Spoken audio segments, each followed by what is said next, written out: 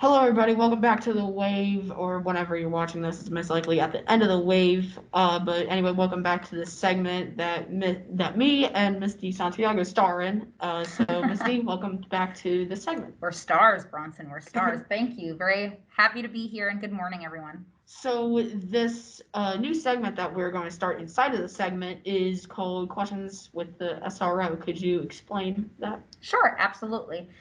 So the segment that you guys will be viewing is called Questions with the SRO. The SRO is our school resource officer, and that is Officer Haines. You guys have probably seen him in the hallways walking around with Augie the dog, who is absolutely adorable. Agree. Yes, very much so. As our school resource officer, we had reached out to him and asked him to create a segment just from the perspective of a police officer and kind of share what some of the repercussions could be with some of the concerns that we're seeing here just in the hallways and some of the things that we've noticed in marking period 3, and we hope to discontinue going into marking period 4. What are some common behaviors that we've noticed around the halls in STMS? Sure. So some of the things myself, your counselors, and administration have noticed is that we are seeing a lot more disruption in our hallways. And that is just from students going from class to class. We've seen a lot of people not necessarily following our COVID protocol. They're not staying on the yellow dots like they're asked to. And that is just a safety caution and a safety procedure to help keep all of us safe and to keep the staff here in the building safe. We've seen running in the hallways, yelling in the hallways. More specifically, we've had to make some changes as far as switching bathrooms because we've seen students try to go instead of from class to class, they're taking a break and trying to hide out in the hallways or just utilize the bathroom when they're not necessarily supposed to be. And so a lot of those behaviors have just caused a disruption to just the peace and the flow of the hallways. I know this is very important, but what can we do to make the halls at STMS more safer for everybody? Absolutely. And it's at this point, it's pretty simple. We just ask that you guys adhere to those guidelines. They are not put in place to oppress you or make you feel any kind of way. They are here to keep you guys safe. They're here to keep you safe from each other, to keep the staff here safe, and to ensure that you're really here to get your education, that you're getting straight to class. What we really do not want to see is if you are leaving a class, you're taking the longest route possible. That's just not acceptable at this time. And given so much, it is absolutely a privilege to be in this building because we're living in a pandemic, that we need to adhere to those guidelines and get exactly where we need to be. What if the behaviors, the certain behaviors happen again, what should the students do to end these behaviors? Sure. So, I mean, at the end of the day, if you are feeling concerned about any of the behaviors, or if you are feeling like you are being bullied or in danger, there's plenty of people in the building that we ask that you reach out to. Number one, every single adult in this building is a safe person, whether they are your assigned counselor, your administrator. Honestly, every adult is here with the sole purpose of providing you guys with safety, your education. And so therefore, I would say find an adult, report it to an adult. And even if the situation is something that is unfamiliar to them or outside of their realm of comfortability, they know exactly who to find, who to reach out to make sure that you are supported and that you have the proper guidance. Well, this segment was a good one to explain. Up next is Officer Haynes' video. Thank you guys so much for watching this segment. This has been me and Mrs. D. Catch you guys later. Bye. Good morning. I'm Officer Haines from the Susquehanna Township Police. I am a police officer that is currently assigned to the Susquehanna Township School District as the school resource officer. I've been a police officer for over 20 years, and I was asked by your administration from the middle school to speak with you about a couple subjects today. Some subjects that maybe is going to help educate you as a student at the Susquehanna Township Middle School and also your peers. So I have a little bit of a format what I'm going to do. There's 3 questions that we're going to discuss. I will read the question off.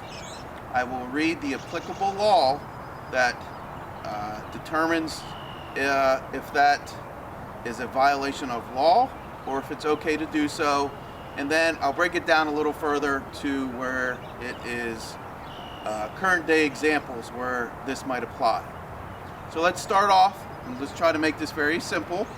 The first question is, what specific things could be considered harassment and bullying? So I broke this down into two areas: bullying in person and then cyberbullying. So let's look at the definition of harassment from the Pennsylvania Crimes Code.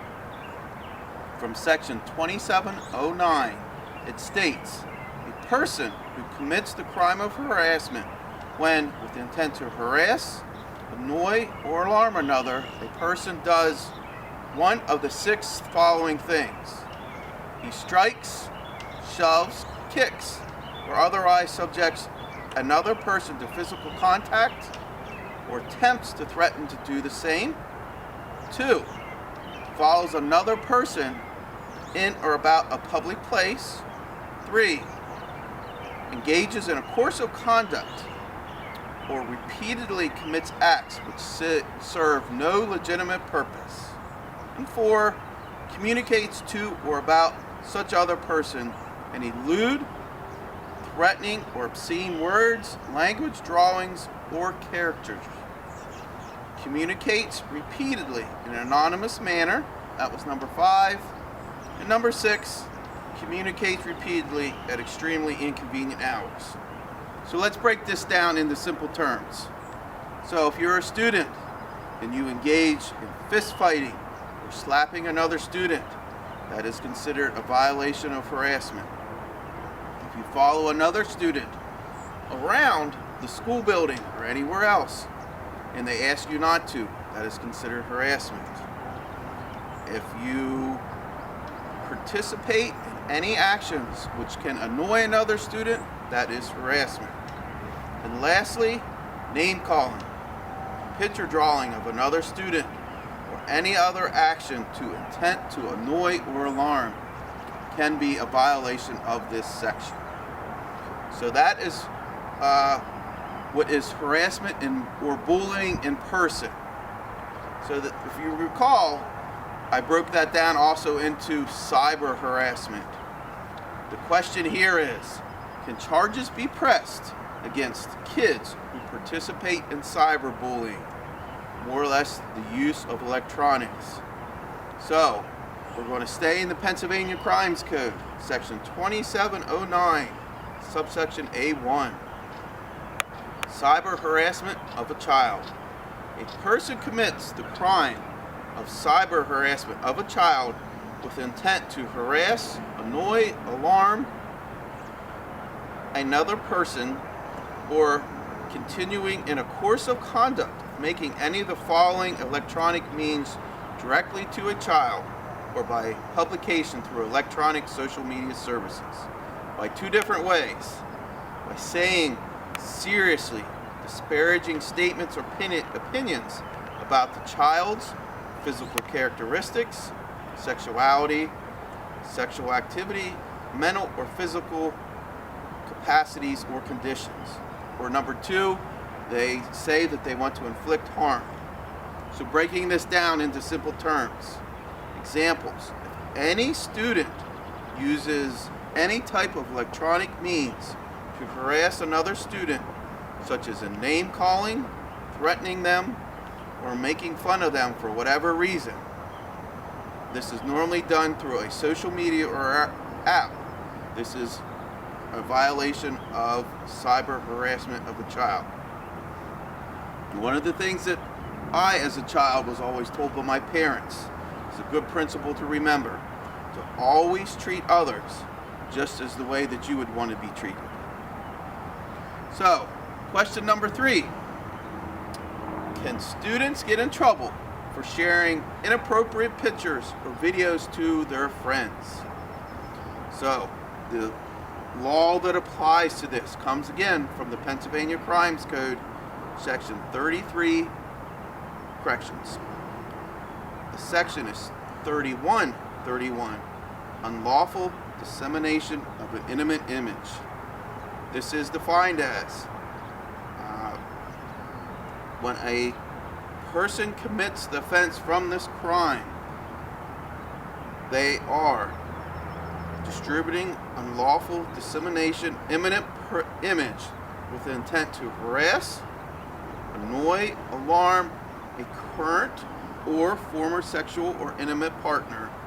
The person disseminates or distributes a visual depiction of a current or former or sexual or intimate partner in any state of nudity or engaged in any type of sexual contact.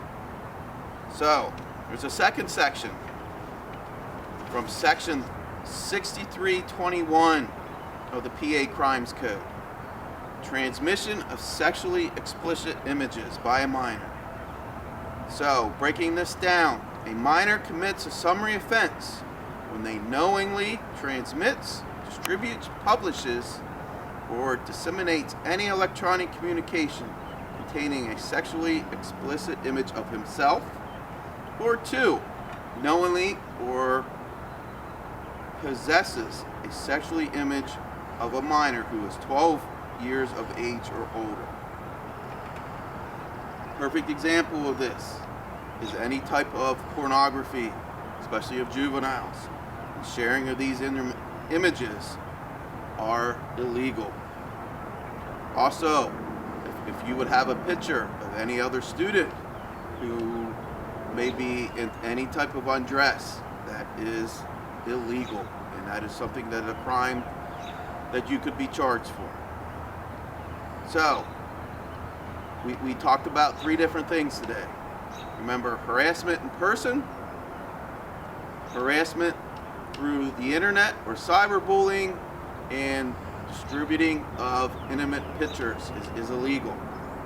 I want to thank you for your time, and let me know as I'm walking the halls of the Susquehanna Township Middle School. If you have any questions, please feel free to come up and talk to me, and we can discuss that. Thank you again. Talk to you later.